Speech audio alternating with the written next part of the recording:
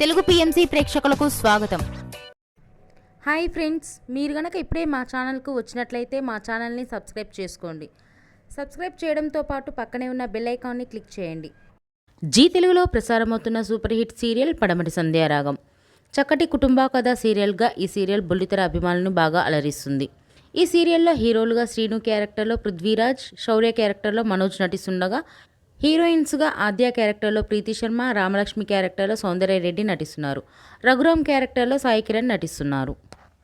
తాజాగా ఆద్య తన లేటెస్ట్ వీడియోస్ని అభిమానులతో పంచుకుంది. ఆ వీడియోని మనం కూడా చూసేద్దాం.